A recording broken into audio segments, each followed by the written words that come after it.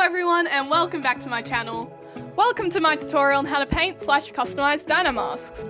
So first of all, you'll have to get yourself a DINO mask. I got this from Target, but you can get them on like eBay or Amazon or something like that. As you can see here, I've added some like extra straps to the back and I've put like EVA foam on the chin.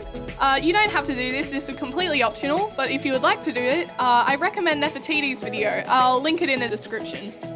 This is just all the stuff that I use to paint. You can pause if you want to see it all. Just get yourself some white paint, a large paintbrush, and you're ready to start painting your base coat. Here is my base coat all painted on. You don't have to do too many layers with this. This was only one layer, but I did use house paint, so it does cover a bit more than acrylic. But yeah, this is all you have to do now. After that dries, you can mix up your first colour. I'm just using a nice, cool grey. Here's my first coat all painted on. But as you can see, there's still some little white spaces in between the scales and some crevices, so just go over that again with the same colour. Here's my second coat done. The amount of coats you'll need depends on the colour you're using. Very little if it's a very dark colour like black, and a lot if it's a light colour. Now you can just sketch on your markings with pencil and prepare your marking colour. I'm just using lamp black for my markings, and I just used a small paintbrush to paint them on. Here's my markings roughly painted on. I ended up getting rid of the black triangle on the top of the head, and now I can just go ahead and clean up all my markings. Here are my markings all cleaned up. This took literally forever. Like, it took like 3 days of just working on it on and off. Like, oh my god. I forgot to film this, but earlier I took out the top teeth and painted the inside the mouth. Okay, so now that I'm done with my main painting, I can seal all that paint in with ModPodge. You can get this at hardware stores, at craft stores. It's very good.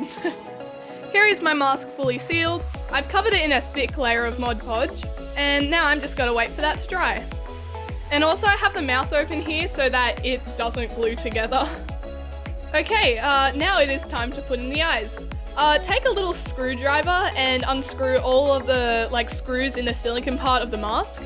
Remember to keep all the screws and little parts because you will need them later, and keep them in a bowl or something so that you don't lose them. This is Buckram Fabric. It is mostly used for fursuit eyes, and I highly recommend it. It is a very good material. It is relatively cheap and comes in really handy for a bunch of different things, so I would definitely recommend getting a roll. Just glue around the rim of the eye. I use hot glue here, and just stick your little square of buckram onto it. Once you've done both eyes, you can cut off the excess if you would like. Once you've done that, you can screw your silicone piece back on. If you only want to paint your mask and put in your eyes, you can stop the video here. But I am going to decorate my mask with all these flowers, these leaves, this moss. Yeah, you can do this if you would like. This is completely optional. So here, I'm putting some moss on the bottom of the eye. So how I did this is I just put some hot glue on the area and then I just pressed down the moss onto it. Although, don't press down the moss too hard, otherwise it will become rigid and completely flat. Now, if you want to glue something onto your mask, like this mushroom, just mark where you want it with pencil and then scratch the area with scissors or a small blade. This way, you can use hot glue to glue it on, and it will stay much better. Now, you can just get your hot glue gun and squeeze a whole ton of glue onto the scratched up area. Just take the thing you're sticking on and press it into the hot glue, making sure to hold it in place until the glue dries.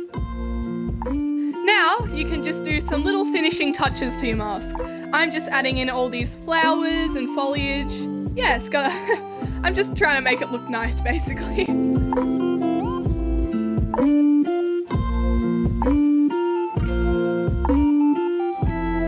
And with that, our mask is finished. Here she is. I am so happy with how she came out. She took so much work and I am very proud of how far I've come in my mask making and fursuit making. Anyway, I really hope this helped you all with making your own DINO masks, and thank you so much for watching if you watched this far. I hope you all have a wonderful rest of your day, and I'll see you all in the next video. Bye!